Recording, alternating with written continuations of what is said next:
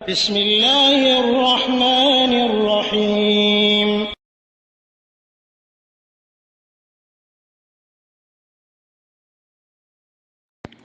ওয়ালাইকুম আসসালাম ওয়া রাহমাতুল্লাহি ওয়া বারাকাতুহু। মরিশিস থেকে মহিদুল ভাই আপনি জানতে চেয়েছেন তিনটি বিষয়। এক নাম্বার হলো যে জেনারেলি শিক্ষিত মানুষ যারা ওহির জ্ঞান জানে না বা কোরআন হাদিসের জ্ঞান বেশি নাই, কিন্তু আলেম ওলামাদের কাছ থেকে শুনে অন্যদের কাছে প্রচার করতে পারে কিনা।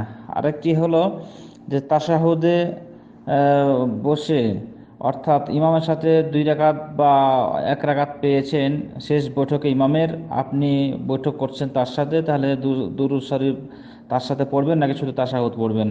আর একটি জানতে চেয়েছিলেন যে ছুটে যাওয়া নামাজ, 1 রাকাত বা 2 রাকাত ছুটে গেছে, এখন দাঁড়িয়ে সানা পড়তে হবে নাকি সরাসরি সূরা পড়ব। জি, প্রথম প্রশ্নের উত্তর হলো অবশ্যই আপনি এটা অন্যের কাছে প্রচার করবেন, যেটা জানবেন, যেটুকু জানবেন। যদি মনে করছেন যে এটাই সত্য, কোরআন এবং হাদিসের দলিল আপনি জানতে পারছেন, তাহলে সেটা অবশ্যই অন্যের কাছে পৌঁছে দিতে হবে।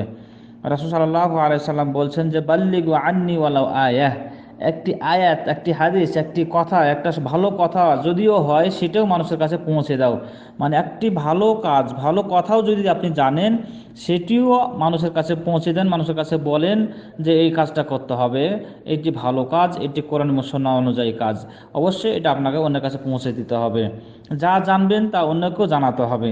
তাতে যতটুকু জানেন, এর জন্য বড় আলেম হতে হবে এমনটি নয়, এর জন্য ওহী জ্ঞান আপনাকে জানতে হবে এমনটি নয়। যেটুকু জানেন সহি সুন্নাহ অনুযায়ী যদি আপনি জানেন তাহলে অবশ্যই পৌঁছান। আর যদি মনে করেন যে এটা মনে হয় আমার ভুল হচ্ছে বা ভুল হতে পারে, তাহলে আপনি বিরত থাকেন।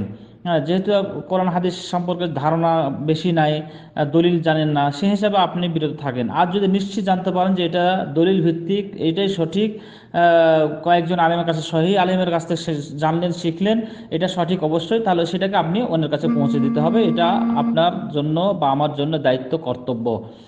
দ্বিতীয় হলো যে ইমামের সাথে 2 রাকাত পেয়েছেন, এখন ইমামের শেষ বৈঠকে আপনি বৈঠক করছেন, তো এখানে তাশাহুদ পড়বেন, এর সাথে দুরূদ শরীফ বা দোয়া মাসুরা অন্যান্য সূরা পড়বেন, দোয়া পড়বেন কিনা। জি না, এখানে শুধু আপনি তাশাহুদ পড়বেন, তাশাহুদ পড়ে বসে থাকবেন। এর সাথে দুরূদ শরীফ পড়া যায়, দুরূদ শরীফ পড়ে বসে থাকবেন, বাকি দোয়া মাসুরা বা অন্যান্য সূরা দোয়া পড়বেন না।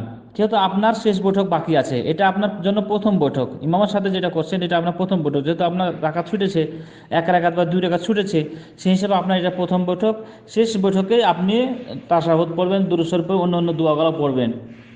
তো যেহেতু এটা আপনার প্রথম বৈঠক, সেই হিসাবে আপনি তাশাহুদ পড়ে বসে থাকবেন। এর সাথে দুরূদ শরীফও পড়তে পারেন, কোনো সমস্যা নেই। এরপরের প্রশ্ন হলো যে আহ, বাকি নামাজের জন্য দাঁড়াতে হলে সে সাথে সানা পড়বেন কিনা। জি না, সানা পড়তে হবে না। যে ছুটে যাওয়া নামাজ আপনার ছুটে গেছে, 1 রাকাত বা 2 রাকাত, এখন ইমাম সালাম ফিরেছে, আপনি দাঁড়িয়ে গেছেন, তো দাঁড়িয়ে গেলে আপনি তাকবীরে, মানে তাকবীর দিয়ে রাফুল ইয়াদাইন করে আপনি হাত বাঁধবেন, আর সরাসরি বিসমিল্লাহ বলে আপনি সূরা ফাতিহা শুরু করবেন। এখানে সানা পড়তে হবে না। আল্লাহু আলাম, জাযাকাল্লাহ খাইর।